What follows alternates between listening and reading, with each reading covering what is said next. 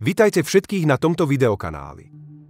Tento videokanál Srdce Ježišovo na vás čaká darčeky a dáva vám nebeské milostné listy, ktoré nám vtedy a dnes poslal náš Pán Ježiš Kristus a blahoslavená Panna Mária, aby sme sa náležite pripravili na jeho nebeskú svadbu.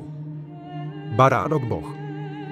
Dnes predstavujeme slovo Božie, ktoré vyslovil náš Pán Ježiš Kristus v kláštore v Novom Jeruzaleme v Rumunsku. Slovo Božie o kráľovstve 1000 rokov, časť 2. Výber textov z Božieho slova na túto tému. Chcem ťa zjednotiť s tvojím začiatkom, synu, aby si nezostal do konca. Chcem vás vrátiť na začiatok, že tu strom života, ktorý bol v nebi, v raji Eden, bol jediný z nebeských stromov, ktorý nepriniesol ovocie. Bol pri strome poznania dobra a zla, ale strom života nemal ovocie, lebo ak mal, človek bral aj z toho, lebo človek nepočúval, aby nevzal a aby nezomrel, a preto bol človek vzatý von. Aby v čase ovocia nevystrel ruku a netrhal ovocie nenaplnené, aby nevzal a nežil naveky v nebi v neposlušnosti. A muža opäť položili na zem, strelil na zem a vrátil sa na zem. Ale stromom života som bol a pred 2000 rokmi som niesol ovocie a bol som bránou k stromu života. Bol som stromom života a bol som aj bránou k stromu života a vzkriesil som a zviazal diabla na 1000 rokov a vládol som v mojom kráľovstve. Ale vy nechápete, ako to bolo, že muž, ktorý uctieval Lucifera, ktorý prinútil synov môjho kráľovstva, prinútil toho, kto uveril v Krista, aby sa poklonil pred umelou šelmou a ak neúctieval šelmu, bol umučený pre svedectvo Kristovo, lebo som kráľoval v tých, ktorí mi boli verní.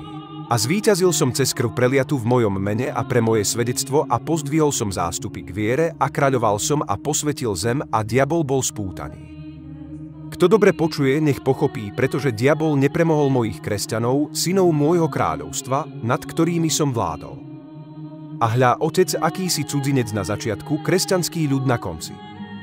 Že potom, čo všetci zvíťazili od tej doby, kým bol diabol spútaný, potom som ich všetkých pozdvihol, aby so mnou vládli 1000 rokov, a to sú tí, ktorí vám dnes pomáhajú, ľudia konca.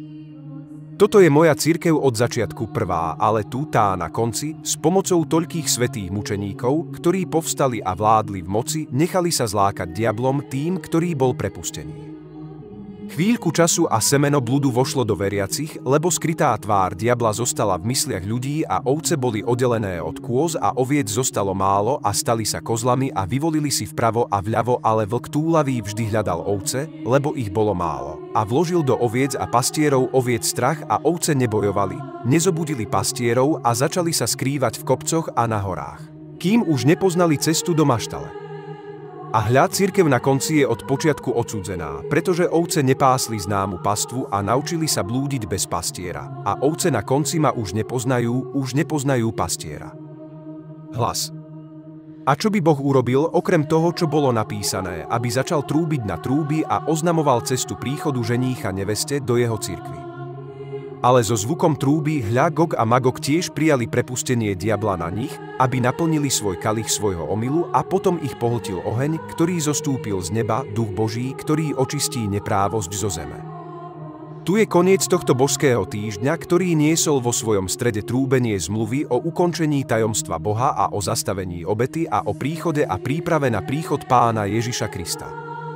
A ak som prišiel, všetko sa zastavilo, ak som prišiel a potom som pracoval, aby som sa zbavil toho, čo zostalo, aby som sa zbavil, a preto som vtedy povedal, že sídlo kráľov bolo vzaté zo zeme a tí, ktorí chcú kráľovať, stáť ako Pán, na kríži a nie inak. A odkiaľ? Že cisári nič nevedeli a zostali na svojom mieste. Ale tí nemajú moje kráľovstvo a majú svoje vlastné a pri otváraní kníh nezostane nič, čo sa bude čítať, ako som povedal tomuto ľudu, že som im to povedal a už dávno som im povedal, deti môjho ľudu, je to chvíľka, podáme si ruky a budeme čítať knihu dnešného proroctva, die na začiatku a až do konca, pred tisíckami a miliónmi stvorení. A povedal som, že veľký bude ten deň, keď ja, Pán, budem prorokovať pred mnohými národmi a prvý kostol bude znovu postavený. A hľa, Gog a Magog spievajú, kričia a zvíjajú sa a diabol zúri ako nikdy predtým a falošný prorok vidí svoju lož, lebo veky sú v rukách môjho Otca a nie je múdry, aby to vedel. Ani proroci nerozumeli tomu, čo písali, ani tí ďaleko, ani tí, ktorí sú blízko a stoja a hľadia z neba a nechápu, ako to prichádza. Lebo hľa, tajomstvá sa odkrývajú na zemi a nebo a Jeruzalem sedia príjmy tých, ktorí prídu na sviatok toho dňa, keď sa táto kniha otvorí a bude sa z nej čítať.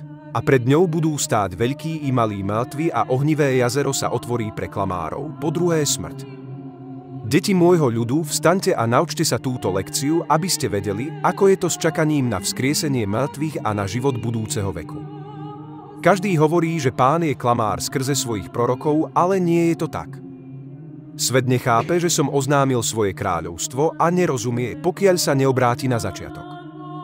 A hľa, mŕtvi vstanú, ale ja vám hovorím, že aj oni vstali a svet nebude mať oči na videnie, lebo oči sveta sú strážené, aby videli. Toto je koniec dnešného posolstva. Nech vás Boh žehná a drží vás blízko svojho najsvätejšieho srdca. Amen.